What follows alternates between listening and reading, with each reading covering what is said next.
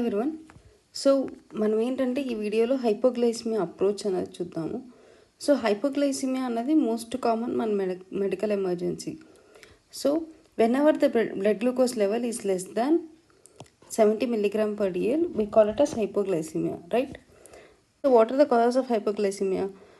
ముఖ్యంగా ఏంటంటే ఫస్ట్ మనం ఎప్పుడు కూడా అడగాల్సింది డ్రగ్స్. సో ఇన్సులిన్ కానీ ఎనీ ఓహెచ్ఎస్ కానీ లైక్ సల్ఫోనైల్యూరియాస్ అంటే any OHA which causes release of insulin అనమాట. లైక్ సల్ఫోనైల్యూరియాస్ కానీ లేదా నాన్ సల్ఫోనైల్యూరియాస్ అయినా కూడా ఇన్సులిన్ రిలీజ్ని స్టిమ్యులేట్ చేసేవి, రెపాగ్లినైడ్ కానీ. సో ఇలాంటి డ్రగ్స్ ఏమైనా హిస్టరీ ఉందా అనేది ఫస్ట్ తీసుకోవాలి. So whenever we're dealing with hypoglycemia Whipple triad అనేది గుర్తుపెట్టుకోండి. విపుల్ స్ట్రైడ్లో ఏమొస్తాయంటే సిమ్టమ్స్ ఆఫ్ హైపోగ్లైసిమియా ఉండాలి. అండ్ గ్లూకోజ్ చెక్ చేసినప్పుడు ఈ should be low plasma glucose and relief of symptoms after plasma glucose is raised అనమాట. So ఏ సిమ్టమ్స్తో వచ్చాడో మన గ్లూకోజ్ రీప్లేస్మెంట్ చేసినప్పుడు the symptoms has to be relieved. Then we call it as విపుల్ స్ట్రైడ్. So what are the cause of hypoglycemia? Insulin కానీ OHS కానీ సల్ఫోనైల్యూరియాస్ లైక్ రెపాగ్లినైడ్. సో ఇవేమైనా ఉన్నాయని చూడాలి. అలానే ఆల్కహాల్ అనమాట, binge alcoholics. So alcohol induced hypoglycemia కూడా ఉంటుంది. అలానే drugs like quinine, artemisinin, phenytoin, NSAIDs అన్న. So all these can cause hypoglycemia. అలానే critically ill patients especially in case of sepsis.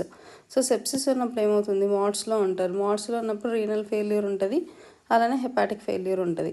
Hepatic ఫెయిల్యూర్లో ఏమవుతుంది, హెపాటిక్ ఫెయిల్యూర్లో మనకు గ్లైకోజెనోలైసిస్ కానీ గ్లూకోనియోజెన్సిస్ కానీ ఇలాంటివి జరగవు అన్నమాట.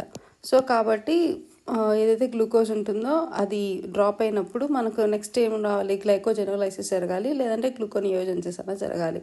So hepatic failure like cirrhosis of liver కానీ డిసిఎల్డి కేసెస్లో ఏమవుతుంది, ఈ ప్రాసెస్ అనేది ఉండదు కాబట్టి వాళ్ళు హైపోగ్లైసిమియాలోకి వెళ్ళిపోతారు. Whereas in case of renal failure చూసినట్లయితే రీనల్ ఫెయిల్యూర్ ఏంటి, the plasma half life of insulin will be increased.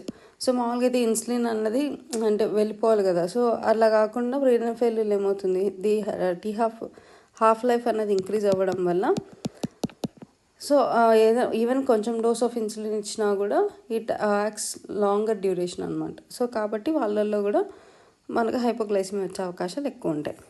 అవి కాకుండా హార్మోనల్ సో ఎండోక్రైన్ కాజెస్ కూడా ఉంటాయి. లైక్ కార్టిసాల్ అంటే అడిసన్స్ డిసీజ్ కావచ్చు, లేదా గ్రోత్ హార్మోన్ డెఫిషియన్సీ కానీ గ్లూకాగాన్ డెఫిషియన్సీ కానీ ఇలాంటివి కూడా మనము ఈ రూల్ అవుట్ చేసుకోవాలంటే ఈ కాజెస్ ఏవి లేవు అంటే then we have to think in hormonal అంటే ఎండోక్రైన్ కాజెస్ అనేవి చూసుకోవాల్సి ఉంటుంది.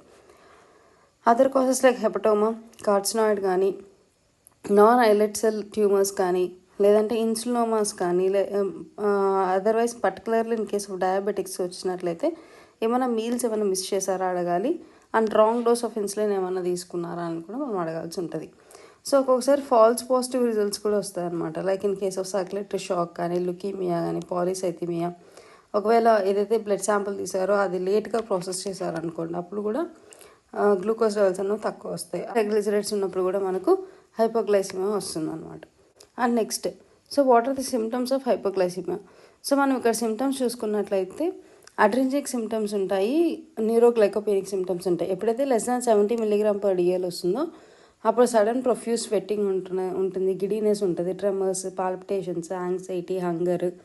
సో ఇవన్నీ కూడా సిమ్టమ్స్ చెప్తారు. లెస్ దాన్ 40 mg/dl న్యూరోగ్లైకోపీనియా అంటాం అనమాట. 40 కన్నా తక్కువ అయింది అంటే అప్పుడు మనకు డ్రౌజీనెస్ కానీ, altered sensorium, delirium, coma, convulsions and rare కేసెస్లో హెబిప్లీజియా కూడా వచ్చే కూడా అవకాశాలు ఉంటాయి. సో బట్ ఇది నార్మల్గా పేషెంట్ అయితే. అదే ఇన్ కేస్ ఆఫ్ డయాబెటిక్స్ కానీ, ఎల్డర్లీ కానీ, బీటా బ్లాకర్స్ మీద ఉన్నప్పుడు ఏమవుతుంది, there will be autonomic neuropathy అనమాట.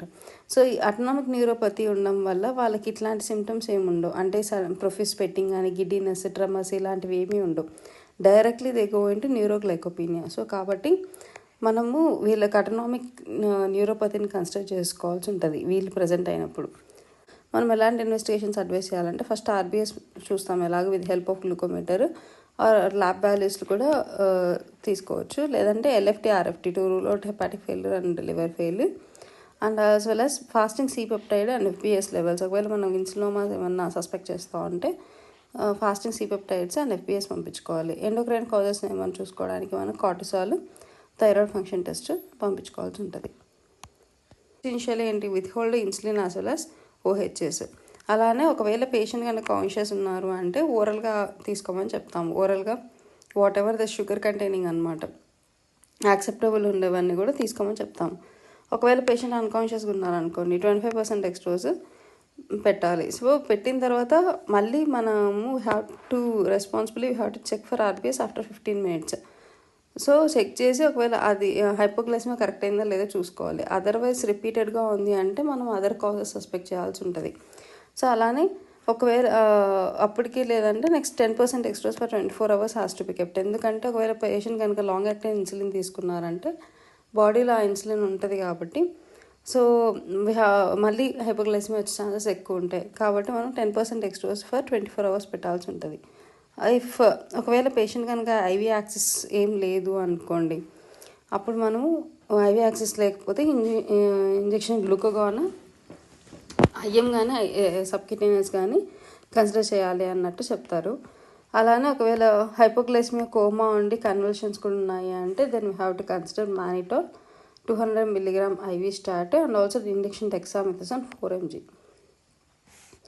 And always we have to do dosage adjustment of insulin as well as OHS అనమాట. మళ్ళీ హైపోగ్లైసిమియాలోకి మళ్ళీ వెళ్ళకుండా మనం ఖచ్చితంగా డోస్ అడ్జస్ట్మెంట్ చేయాలి. అలానే have to counsel and educate the patient and patient attenders regarding the hypoglycemia symptoms. So management అన్నది ఇలా ఉంటుందన్నమాట. So this is usually for మనం ఎగ్జామ్ పర్పస్ మనకు థియరిటికల్ బేసిస్లో, బట్ క్లినికల్గా మనం ఒక పేషెంట్ టు పేషెంట్ బేసిస్ మనకు కేస్ టు కేస్ బేసిస్ కూడా మనకు అప్రోచ్ అన్నది మళ్ళీ మారుతూ ఉంటుంది. But at least this basic knowledge is needed for us. Okay, and thank you for watching.